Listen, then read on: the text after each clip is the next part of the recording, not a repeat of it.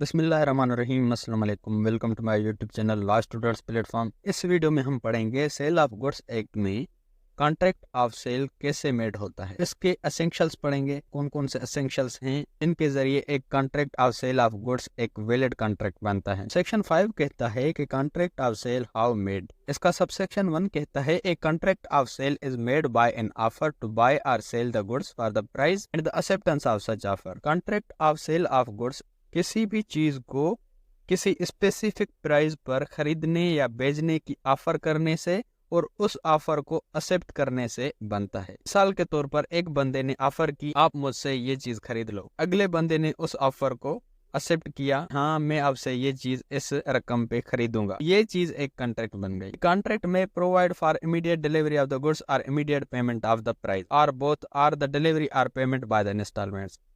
Contract of goods चीजों की immediate delivery या इमीडिएट पेमेंट प्रोवाइड करता है या ये दोनों ही चीजें प्रोवाइड करता है।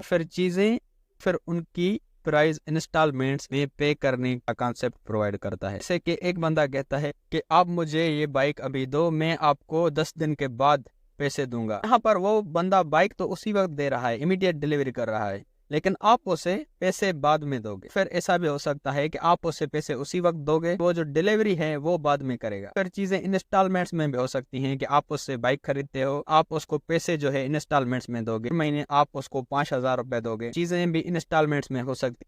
जैसे कि एक बंदा दूसरे बंदे को कहता है कि मैं आपको हर महीने आटे की बोरी डिलीवर करूंगा। तो ये जो चीजें हो गई, ये चीजें भी इंस्टॉलमेंट्स में डिलीवर होती हैं, पैसे भी इंस्टॉलमेंट्स में डिलीवर होते हैं, चीजों की भी इमीडिएट पेमेंट होती है, चीजों को भी इमीडिएटली डिलीवर किया जा सकता है। ये contract of sale of goods में होता है। इसका ये सब सेक्शन 1 हमें कहता है। सेक्शन 2 कहता है ए कॉन्ट्रैक्ट ऑफ सेल में बी मेड इन राइटिंग और बाय वर्ड ऑफ माउथ और पार्टली इन राइटिंग और partly by word of mouth और may be implied from the conduct of the parties. Contract of sale of goods है, writing में भी हो सकता है और वर्बली भी हो सकता है। ऐसा भी हो सकता है कि आधा राइटिंग में हो और आधा वर्बली हो। फिर ऐसा भी होता है कि वो इम्प्लाइड कॉन्ट्रैक्ट होता है, उसमें कुछ चीजों की कहने की जरूरत भी नहीं पड़ती, लोगों के कंडक्ट से पता चल जाता है। जैसे कि एक बंदे ने आपको कार दी, ये चीज इम्प्लाइड है कि आप उसको पैसे दोगे। कुछ चीजें ऐसी होती हैं जिसको एक्सप्रेस करने की भी जरूरत नहीं होती, वो इम्प्लाइड होती हैं। कहते हैं कि essential elements of contract of sale. Contract of sale of goods के एसेंशियल एलिमेंट्स कौन से हैं? अगर वो उस कॉन्ट्रैक्ट में मौजूद होंगे फिर ही कॉन्ट्रैक्ट वैलिड कॉन्ट्रैक्ट बनेगा। सबसे पहला है वैलिड कॉन्ट्रैक्ट,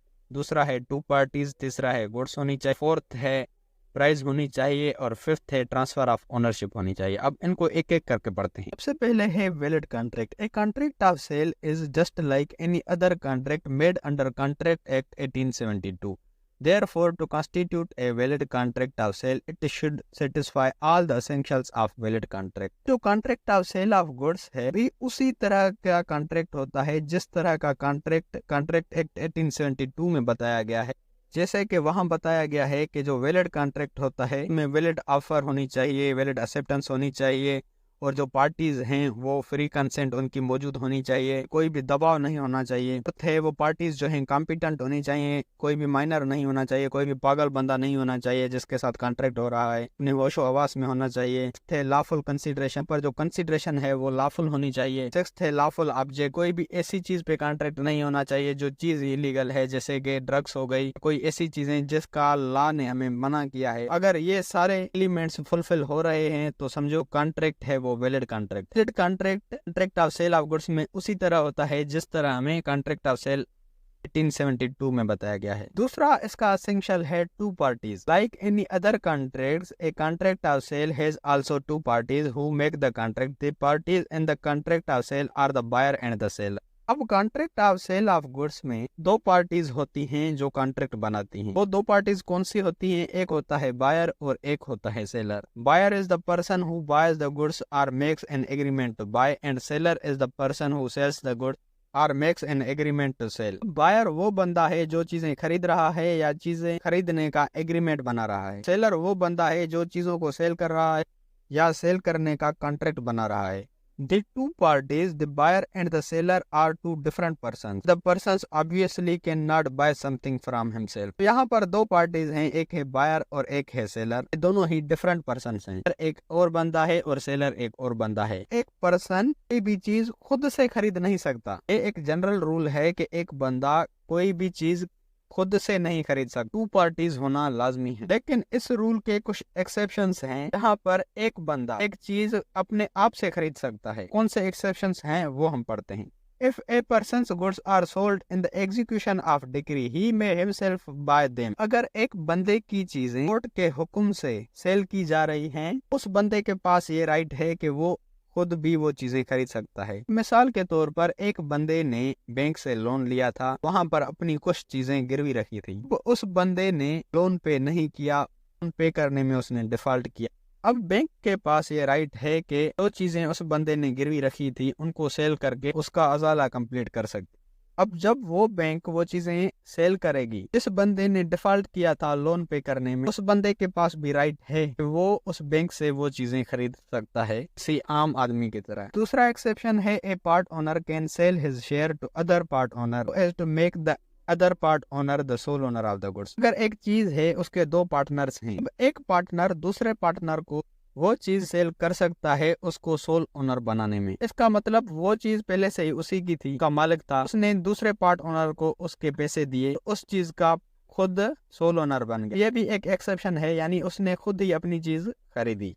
थर्ड है, where the pawnee sells the goods placed with him on non payment of money the pawnor may himself buy such goods. अगर एक बंदे ने कुछ चीजें गिरवी रखी थी किसी बंदे के पास, अब उस गिरवीदार के पास जो चीजें उसकी पड़ी हुई हैं, गिरवीदार उसको तब वापस करेगा जब उसको वो अपना लोन पे कर देगा। अगर वो लोन पे नहीं करता तो वो गिरवीदार की चीजें सेल कर देगा। जब वो पानी गिरवीदार चीजें सेल करेगा तो पॉनर की वो चीजें हैं, उसके पास भी राइट है कि वो चीजें खुद ही खरीद सकता है। फोर्थ है, ए पार्टनर में also by the goods from the firm in which he is partner and vice versa. एक फर्म है, उसके साथ 8 पार्टनर्स हैं, एक पार्टनर वो सारा फर्म सारे पार्टनर्स को पैसे दे के अपना कर सकता है। इस तरह वो सारा फर्म उस एक पार्टनर को पैसे दे के उसको निकाल के खुद उस फिल्म के मालिक बन सकते हैं। भी एक एक्सेप्शन है, एक फिल्म है या एक कोई चीज है, उसमें 10 पार्टनर्स हैं, 10 में से एक जो पार्टनर है वो उन 9 पार्टनर्स को पैसे दे के उस फिल्म का या उस चीज का सोल ओनर बन सकता है। इस तरह इसको वाइस वर्सा आप करो, वो जो 9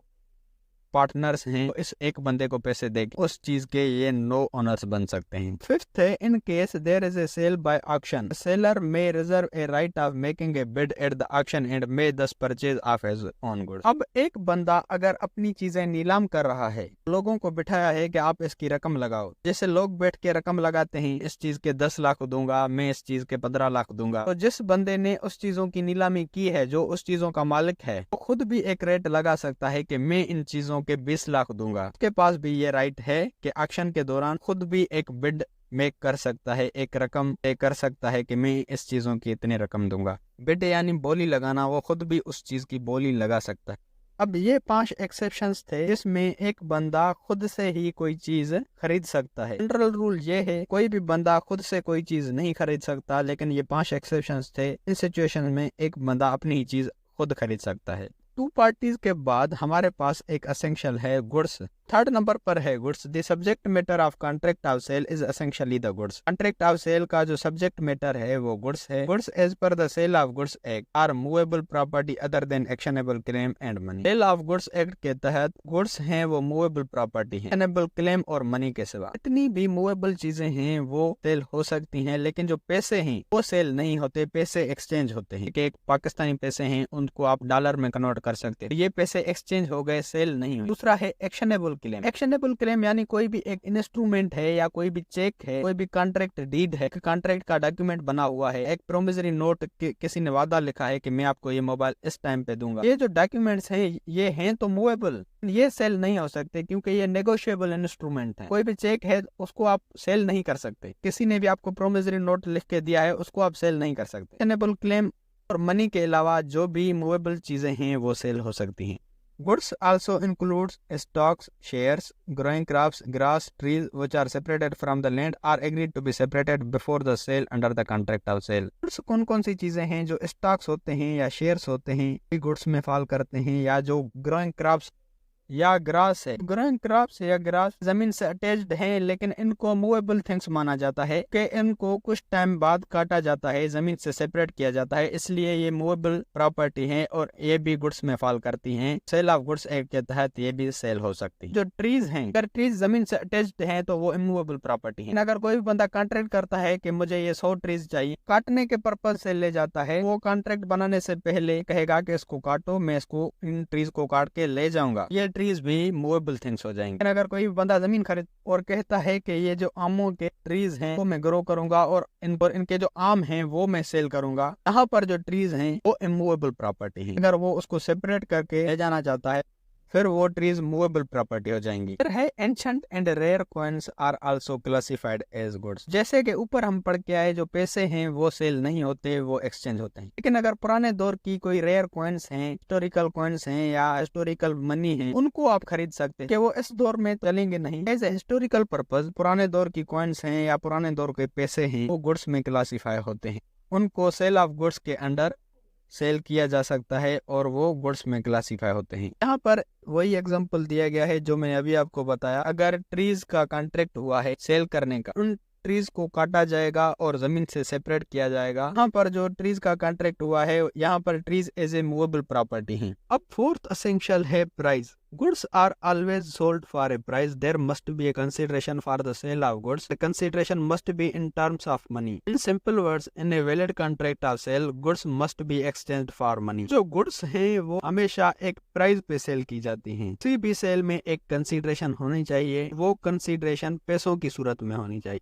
सिंपल वर्ड्स में अगर कहा जाए, वैलिड कॉन्ट्रैक्ट ऑफ सेल के लिए जरूरी है कि जो गुड्स हैं वो पैसों के बदले एक्सचेंज की जाए। The exchange of a good for a good is barter system. चीज के बदले चीज देना ये barter system है, ये सेल नहीं है। It is not deemed to be a sale. But in the case of Eldridge versus Johnson, it was held that transaction partly for money and partly for goods was sale. लेकिन Eldridge versus Johnson के case में ये held किया गया था कि भी चीज आधे पैसों में और आधे चीज के बदले अगर ट्रांसफर की जाए तो वो सेल मानी जाएगी। जैसे कि अगर एक टेलीविजन कंपनी कहती है कि आप एक पुरानी टेलीविजन भी दो और 6,000 रुपए भी दो और 9,000 रुपए की एक नई टेलीविजन लेके जाओ, ये एक सेल मानी जाएगी सेल ऑफ गुड्स एक्ट के तहत। लेकिन अगर एक बंदा कहता है कि आप मुझे ये टेलीविजन दो, मैं आपको एलसीडी देता, तो इस चीज को सेल नहीं माना जाएगा।